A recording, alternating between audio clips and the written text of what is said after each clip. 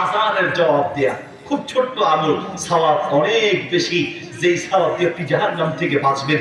নবী সাল্লাল্লাহু আলাইহি ওয়াসাল্লাম বলেন, কুলু বিসলামা ইয়াকুলুল মুয়াজ্জিন, যারা আযানের জবাব দিবে, আযানের জবাবের ফজিলত কি? আপনার মসজিদের আযানের জবাব যদি আপনি দেন, ওই মসজিদে যত মুসল্লি নামাজ পড়বে, সমস্ত মুসল্লি নামাজ পড়ে যে পরিমাণ সওয়াব পাবে, আপনি একটা আযানের জবাব দিয়ে আপনি সমস্ত মুসল্লির সমান সওয়াব আপনি একা পাবেন। সুবহানাল্লাহ। কথা বুঝতে পেরেছেন? আপনার মসজিদে যদি 200 লোক নামাজ পড়ে, 200 লোক নামাজ পড়ে যে পরিমাণ সওয়াব পাবে, রুকু করে সিজদা করে যে পরিমাণ সওয়াব পাবে, আপনি একা আযানের জবাব দিয়ে 200 লোকের নামাজের সমান সওয়াব আপনি একা পাবেন। হাদিস বুখারীতে আছে, তিরমিজিতে আছে, মিশকাতে আছে, মুস্তাদরাক হাকিমে আছে, সহিহ ইবনে হিব্বানে আছে, স্পষ্ট হাদিস। তাহলে আযানের জবাব দিব কিভাবে দিব? একদম সহজ।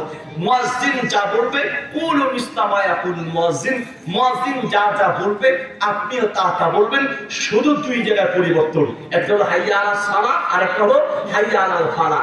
এই দুই জায়গায় বলবেন লা হাওলা ওয়ালা কুওয়াতা ইল্লা বিল্লাহ, আর বাকি সব জায়গায় মুয়াজ্জিন যা যা বলবে আপনিও তা তা বলবেন। মুয়াজ্জিন বলবে আল্লাহু আকবার, আল্লাহু আকবার, আপনি বলবেন আল্লাহু আকবার, আল্লাহু আকবার।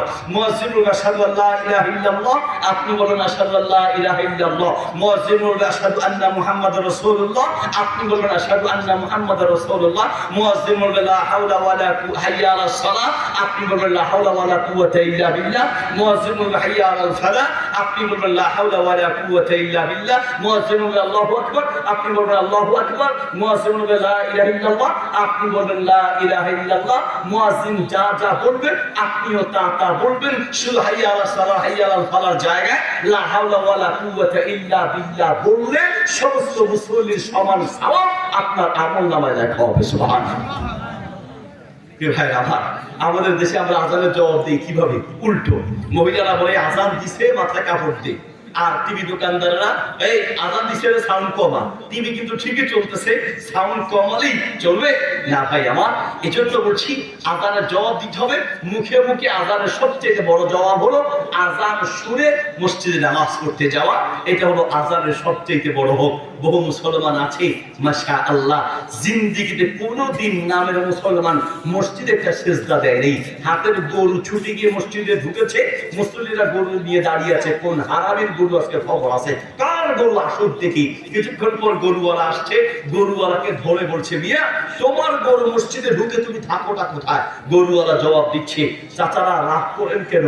আল্লাহ বুঝ জ্ঞান কিছু দেয় নাই গরুরে, গরু বুঝে না, এই জন্য গরু না বুঝে মসজিদে ঢুকছে। আমার আল্লাহ বুঝ জ্ঞান দিছে। আমার জিন্দেগিতে কোনোদিন মসজিদে দেখছেন? সুবহানাল্লাহ, নাউজুবিল্লাহ। মুসল্লি, আহা মুসলমান। নবী সাল্লাল্লাহু আলাইহি ওয়াসাল্লাম বলেন, নবী সাল্লাল্লাহু আলাইহি ওয়াসাল্লাম বলেন এদিকে এদিকে আয় কথা বলে যে মান সাল্লা সালাতানা ওয়াস্তাকবারা কিবলাতানা ওয়া আকালা যাবিহাতানা ফাযালিকাল মুসলিম। নামাজ যে পড়ে সে মুসলমান, নামাজ না পড়লে সে মুসলমান থাকতে পারে না। ঠিক কি না? আমরা যে পরিমাণ মসজিদ সুন্দর করতে চাই, আমরা যে পরিমাণ টাইলস সুন্দর লাগাতে চাই, আমরা যে পরিমাণ মসজিদের কারুকার্য করতে চাই, মসজিদের সৌন্দর্য বাড়ানোর চেয়ে মসজিদের মুসল্লিদের সংখ্যা বাড়ানোর চেষ্টা করা বেশি দরকার।